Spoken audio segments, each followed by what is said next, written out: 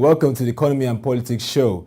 I'm Otobasi Abasekong. It's a countdown to the 2015 general elections, and the economy is the key talking point. Today we look at the economy and key components and what major analysts in the country have to say about these key components. First is the interest rate. The interest rate, as at last November when the Monetary Policy Committee of the Central Bank had its meeting, was reviewed upward to 13%. This, according to Mr. Victor Ogewonyi, notable market operator, is hurting the economy and inhibiting growth at the period. He also says that the interest rate should be benchmarked with the inflation rate, which presently is 8.2% by the recent figures released by the NBS. This cannot guarantee growth and it needs to be reviewed. Hopefully, we would see how this plays out, if the central bank holds an emergency meeting or it will stick to its March 23rd MPC meeting. Now, to devaluation, this is the major talking point in the country. Presently, the Naira has hit over 200 in the band interbank rate to $1, and that is creating lots of concern for the economy, considering the falling crude oil prices. The devaluation of the Naira will help to build the domestic economy by promoting local industry growth. That's what Mr. Victor Ogewonyi said, and there was need for it to be devalued since the Naira dropped in value for the first time after 4 years. And this is therefore imperative for devaluation of the currency. That's by Dr. Ayo Teriba, a notable economist. An outright devaluation of the currency, of the Naira currency, considering the fact that the Naira's weakening to $1 should be viewed from a linear relationship model. That is more incisive from Mr. Bismarck Rewani, notable financial analyst. The reality is that presently, the Central Bank of Nigeria is defending the Naira against the dollar from before, and is depleting the foreign reserves. Presently, the foreign reserves is hovering between $33 billion, and it is not too good because even last week, $1 billion was spent defending the Naira. How long will this go on? When will the central bank take that bold step to review this issue of devaluation? There was also a bankers meeting last week, and of course, Mr. Segun Agbaje, who was speaking on behalf of the bankers committee, the CEO of Guarantee Trust Bank, said that the currency, no central bank wants its currency to be flowing, having those fluctuations. Now, the Bank of America, in its projection for the year 2015, says Nigeria's reserve will drop to $25 billion in 2015 if the CBN continues its posture of defending the Naira. The big question is, what will happen next? We'll stay tuned and keep watching and following the trends. Now to the issue of taxation. We now know that Nigeria is a rentier state. Its revenue is over 70% reliance on crude oil earnings, and that has caused it not to have a robust taxation plan to drive its economy like we see in the US and the UK. But for the budget plan and of course its new stabilization plan, according to the Minister of Finance, according to the Minister of the Economy, the government is now reviewing effective taxation policy, divesting and looking at how it can raise revenue.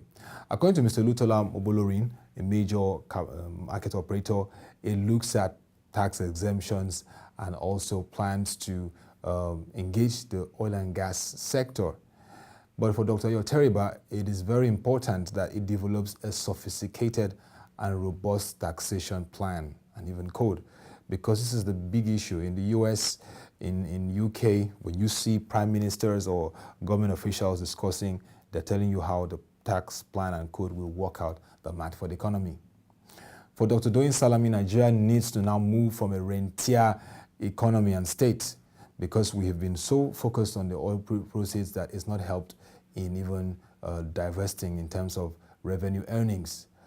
For Professor Charles Soludo, former central bank governor, in his very much visited article, Beyond Buhari and Jonathan, he summed up the analysis on the taxation plan of this government, saying that even the luxury tax plan, which is pegged to be a kind of cushioning effect to raise revenue, is 0% of a $540 billion GDP-sized nation. That means the government really needs to rework the math on its taxation plan, and hopefully we should see some very strategic posture even after the elections, and whichever government emerges winner. Now let's look at the budget 2015. The budget is very critical. There are a lot of concerns about this budget. Is that will it even scale through? Would it even see the light of day? But first, the key issue is that it's termed the budget of transition, and also there is some notion of a budget of austerity. But for Mr. Lutola Mobolorin, despite the fact that government said it will introduce austerity measures, it has not yet been stated in the 2015 budget. And this is a very critical issue to look at. One other critical issue about the 2015 budget is the fact that it has huge cuts in capital projects, which according to Mr. Victor Gewonyi is not good for the economy. Considering the fact that 6% of the nation's GDP is what the budget is projecting at 4.7 trillion naira, there should not be cuts, according to Dr. Yoteriba. It's not justifiable. So once again, the budget 2015 is in real need of review in terms of approach. And that serious concern, what I'm looking at is the fact that the benchmark, the crude oil benchmark, is still pegged at $65 per barrel, despite the fact that the crude oil has gone down and is still hovering between $50 to $58 per barrel. We just hope that government can see need to review the benchmark as analysts has advised. Now let's look at the issue of inflation. Inflation is another key issue that is really of concern to the Nigerian economy.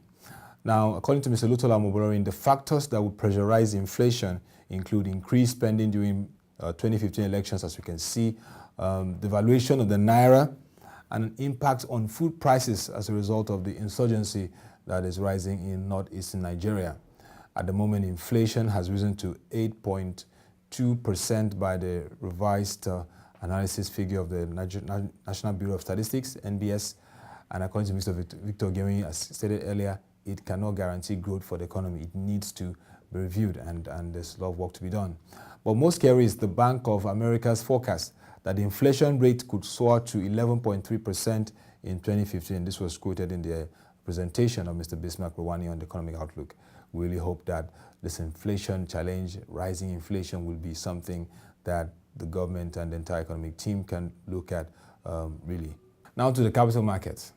At the moment, it is not reflective of the economy, which is not too good. According to Mr. Bismarck Rwani, it's supposed to be reflective of our economic size. Government should seek to moderate the destabilizing influence of foreign portfolio, which is 52%, according to the ProShare team, research team.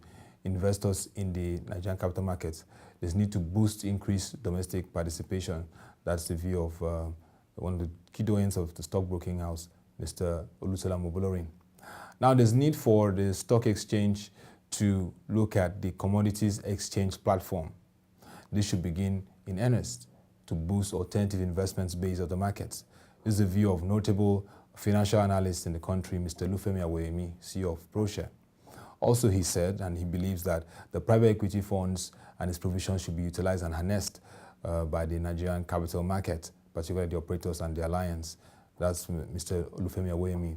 Now, also, in his analysis for last week, and of course, being the CEO of ProShare, he brought to the fore the fact that the election risk and, of course, the election postponement, the market lost about 800.74 billion naira.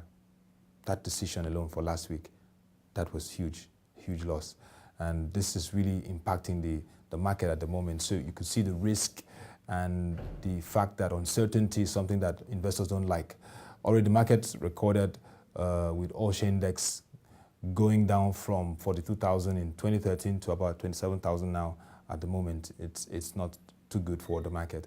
This just shows the fact that the elections and the cycle, the uncertainties and the challenges at the period is having its impact on the market.